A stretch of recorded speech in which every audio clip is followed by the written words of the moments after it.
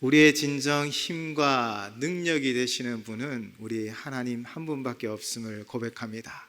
우리의 구원자가 되어주시고 우리의 삶을 인도하여 주시는 분, 바로 우주의 예수 그리스도만이 우리의 높임을 받으실 대상이십니다. 오늘도 그 이름을 땅끝까지 증가하기를 결단하는 마음으로 올해 우리 목표를 다시 한번 고백하며 말씀으로 나아가도록 하겠습니다. 시작. 119 한 사람이 한 영혼을 구원하기. 아멘. 저번 시간에 우리는 솔로몬의 기도에 대하여 함께 나누어 보았습니다. 솔로몬이 성전을 완공한 뒤에 무엇을 기도하였습니까? 그곳에서 우리는 중요한 진리를 발견하게 되지요. 그는 웅장한 건축물, 금과 보석으로 꾸민 외형보다 그곳에 임재하시는 하나님, 그 하나님의 임재를 간절히 기도하였습니다. 그 임재가 중요하기 때문이지요. 아무리 세상에 화려한 보석으로 장식한 건물일지라도, 사람이 만든, 아니 인류 최고의 건물일지라도 하나님이 함께하지 않는다면 그것은 텅 빈 껍데기일 뿐입니다. 그래서 솔로몬은요, 자신이 지은 성전의 화려함을 자랑하지 않았습니다. 오직 하나님, 이 성전에 임재하여 주시고 우리와 함께하여 주십시오 라고 기도한 것이지요. 그렇다면 오늘 우리는 무엇을 간구하며 살아가야 합니까? 우리 또한 나의 성공, 나의 부, 나의 명예, 화려한 업적을 간구하는 것이 아니라, 또 그것을 위하여 달려가는 것이 아니라 오직 하나님의 임재하심, 하나님이 우리와 함께 하심을 간구하며 기도하며 하나님만을 의지하시기를 주님의 이름으로 부탁을 드립니다. 사랑하는 성도 여러분, 세상 모든 것은 모래 위에 지은 집과 같아 폭풍이 몰아치며 무너지고 흩어지고 말 것입니다. 그러나 하나님이 함께 하신다면 상황은 달라집니다. 풍랑이 있는 바다 위를 걸어가게 되어질 것입니다.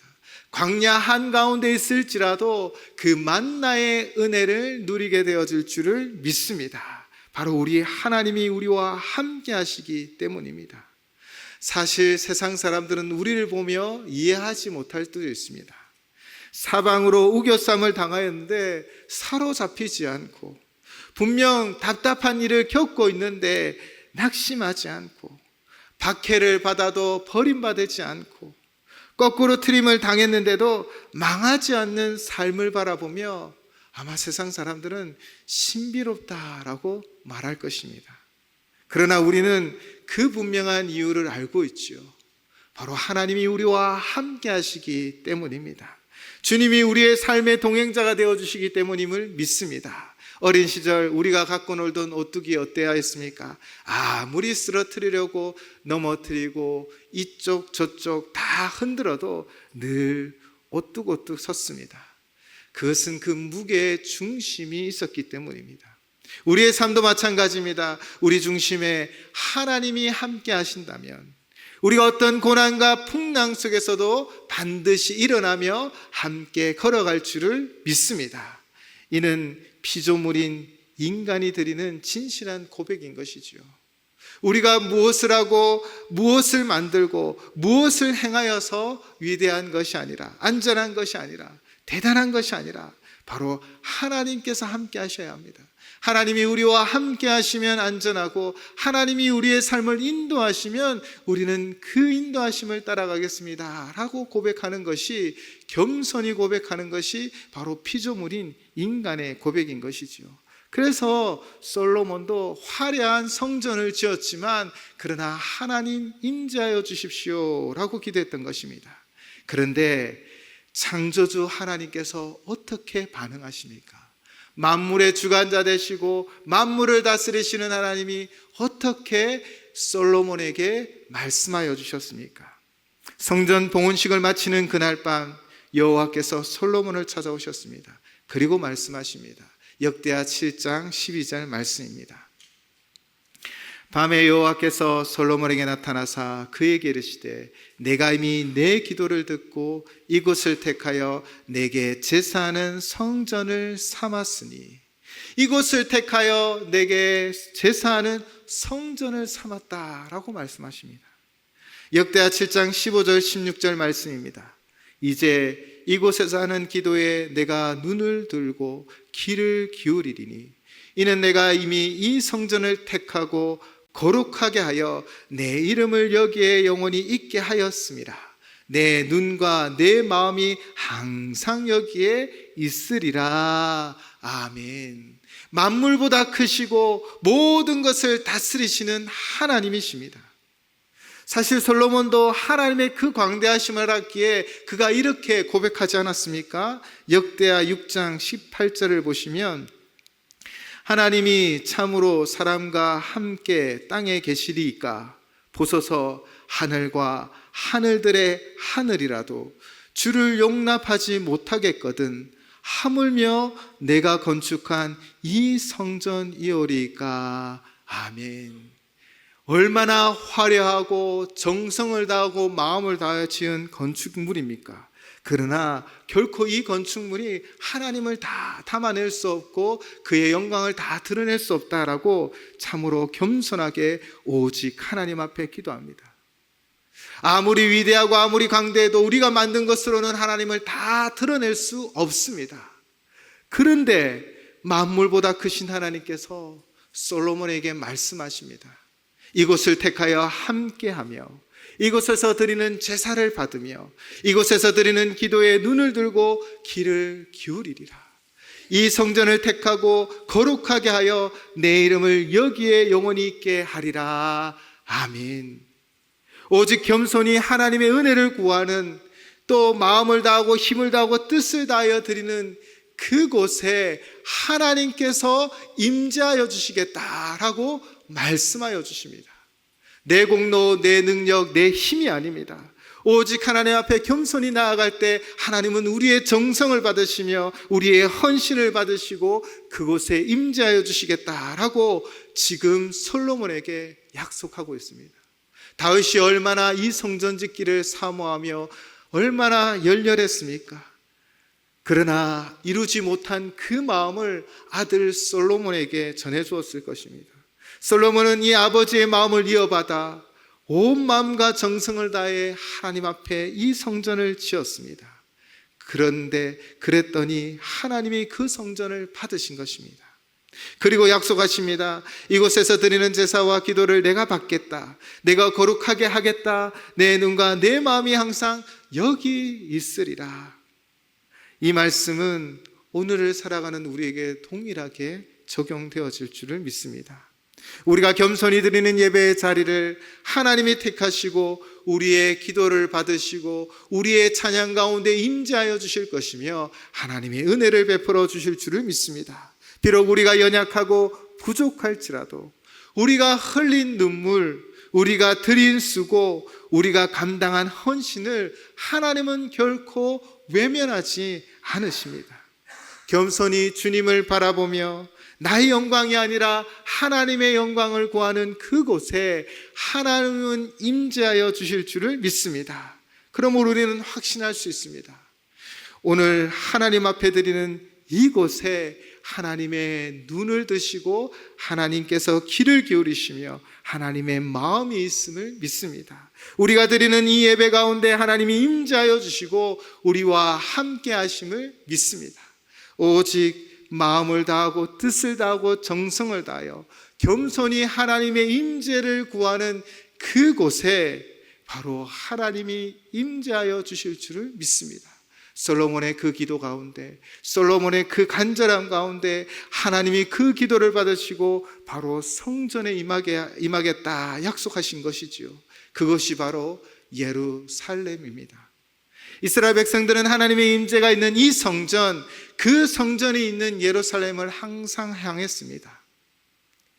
오늘 말씀의 배경을 살펴보면요, 솔로몬이 그 연수를 다하여 하나님의 부르심을 받고 그 아들 르호보암이 왕이 되었습니다. 솔로몬은요 40년을 통치하였는데 그중 7년을 성전을 건축하였습니다.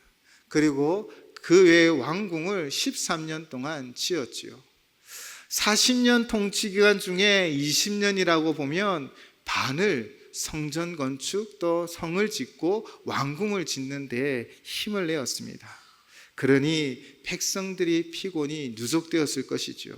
이에 백성들은요, 에브라임 지파의 느밧의 아들 여로보암을 대표로 세웁니다.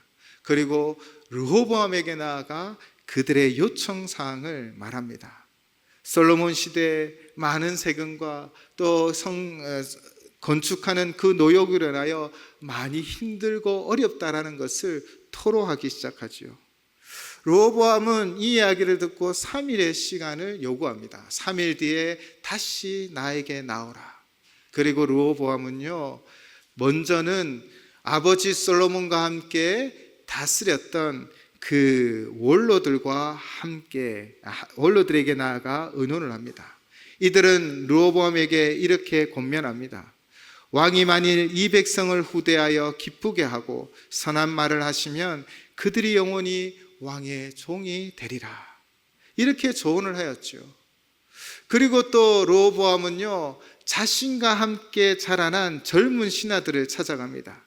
그들에게 조언을 요청하였죠. 그런데 이 젊은 신하들은 정반대의 이야기를 합니다. 르호보암 왕에게 르호보암의 새끼손가락이 아버지의 허리보다 굵다, 더욱 가혹하게 다스려야 한다라고 조언을 했던 것입니다. 르호보암이 누구의 조언을 받았지요? 바로 함께 고생하지 않고 자랐던 그 시대, 그 세대 친구들, 그 젊은 신하들의 말을 듣습니다. 그리고 결국 여로보암과의 이 협상은 실패하게 되어집니다. 여로보암은 10개의 지파와 함께 이 솔로몬 아들 르호보암에게 반기를 듭니다. 그렇게 유다와 베냐민 지파가 이 예루살렘을 중심으로 남유다 왕국이 되어져 가고, 나머지 10개 지파는 여로보암을 중심으로 북이스라엘을 세우게 됩니다. 이렇게 통일 왕국은 분단된 북이스라엘과 남유다로 분열되게 되었죠. 각각 왕들이 통치하였습니다.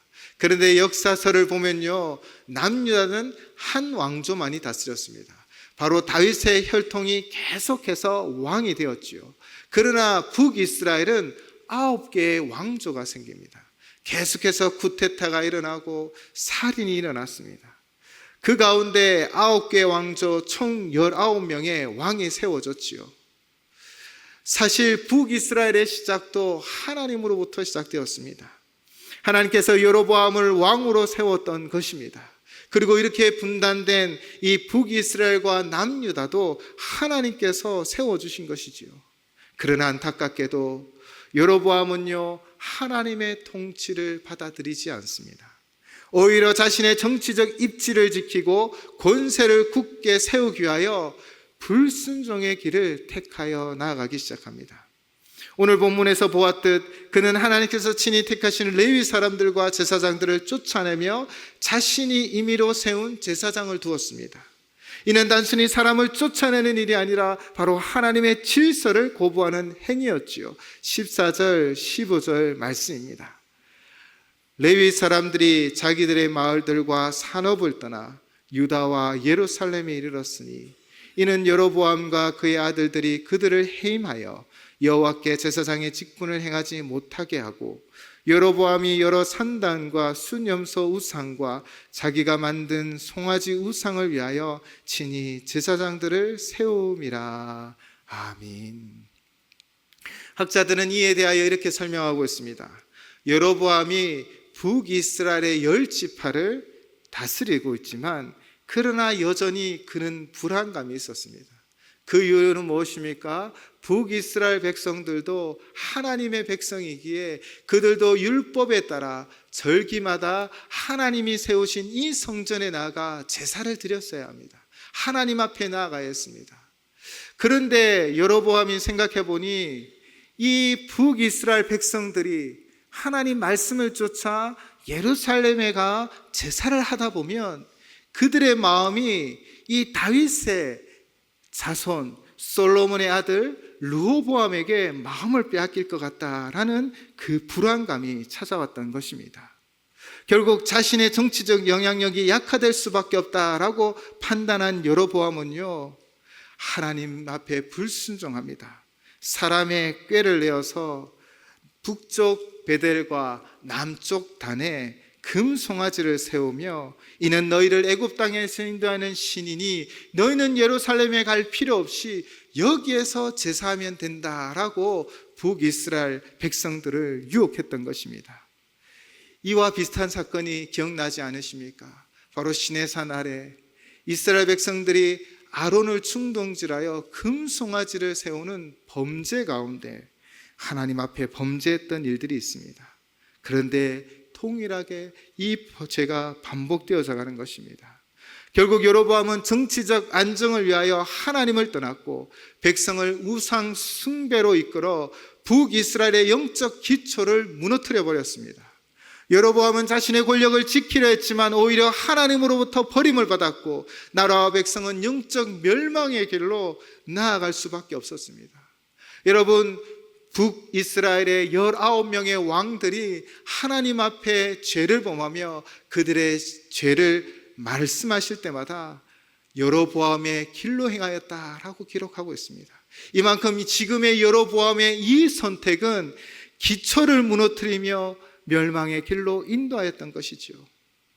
이런 여로보암의 박해를 피해 신앙을 붙잡은 이들이 있었습니다. 오늘 본문 16절 말씀은 우리 한 목소리로 함께 봉독하도록 하겠습니다. 이스라엘 모든 지파 중에 마음을 굳게 하여 이스라엘의 하나님 여호와를 찾는 자들이 레위 사람들을 따라 예루살렘에 이르러 그들의 조상들의 하나님 여호와께 제사하고자 한지라. 아멘. 이들은 북이스라엘에 그냥 머물지 않았습니다. 안락을 누리기를 선택하지 않았습니다. 14절에 보면 레위 사람들이 자기들의 마을들과 산업을 떠났다라고 말하고 있습니다. 그들은 자신들이 누리고 있던 안락을 포기하며 또 현실적인 이익을 쫓아 타협하지 아니하고 오직 믿음으로 결단하며 예루살렘으로 나아갔습니다. 왜냐하면 그곳에 성전이 있었기 때문입니다. 하나님의 임재가 있었기 때문입니다. 하나님께서 택하시고 그 이름을 영원히 거하게 하겠다라고 약속하셨습니다. 기도할 때 눈을 들어 귀를 기울이겠다 말씀하셨습니다. 그리고 거룩하게 하겠다라고 약속하셨습니다. 그들은 오직 이 약속의 말씀을 붙잡고 하나님이 임재함이 있는 예루살렘으로 올라갔었던 것입니다. 물론 제사장들, 레위인들은요, 제사를 돕고 주관하는 자들이었기에 예루살렘으로 가는 것이 당연해 보일 수 있습니다. 그런데요, 여러분 16절 본문을 보시면 이스라엘 모든 지파 중에 마음을 굳게 하여 이스라엘의 하나님 여호와를 찾는 자들, 바로 찾는 자들이 함께 움직였다라고 기록하고 있습니다. 이들의 이주는요, 단순한 것이 아닙니다. 큰 결단이 필요합니다.